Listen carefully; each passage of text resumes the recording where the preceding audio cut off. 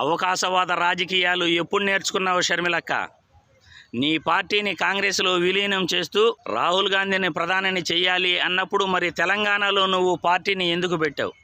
తెలంగాణలో నీ పాచిక పారలేదు కాబట్టి, తెలంగాణలో నిన్ను ఆదరించలేదు కాబట్టి నీ పార్టీని కాంగ్రెస్ విలీనం చేశావు.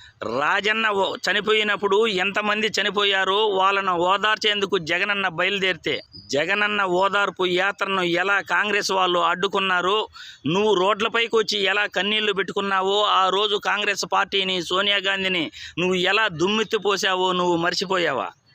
ఈరోజు అవకాశవాద రాజకీయాలు చేస్తున్నావు.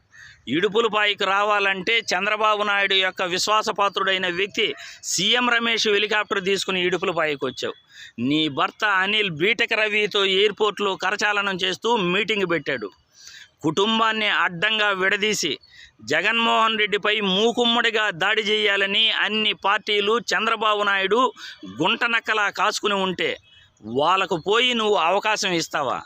అవకాశవాద రాజకీయాలు నువ్వు ఎప్పుడు నేర్చుకున్నావు షర్మిలక్క?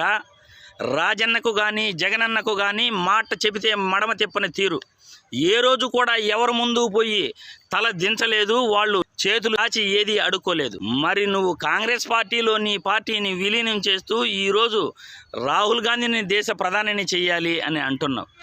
మీ కుటుంబాన్ని ఎన్ని కష్టాలు పెట్టారో, జగనన్నను ఎలా ఇబ్బంది పెట్టారో, రాష్ట్రాన్ని అడ్డగోలుగా ఎలా విభజించారో నీకు గుర్తులేదా?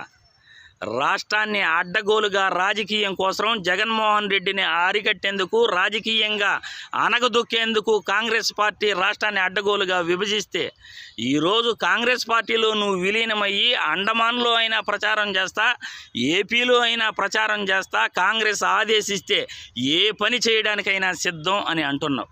కాంగ్రెస్ పార్టీ నీచ రాజకీయాలు చేసి దేశ ఆర్థిక వ్యవస్థను దెబ్బతీసి అడ్డగోలు రాజకీయాలతో, స్కాముల మీద స్కాములతో దేశాన్ని భ్రష్టపట్టించిన విషయం నీకు తెలియకపోవచ్చు, కానీ ప్రజలందరికీ కూడా గుర్తుంది అని ఈ వీడియో ద్వారా ప్రతి ఒక్కరికి తెలియజేస్తున్నాను. అవునంటారా కాదంటారా ప్రజలారా?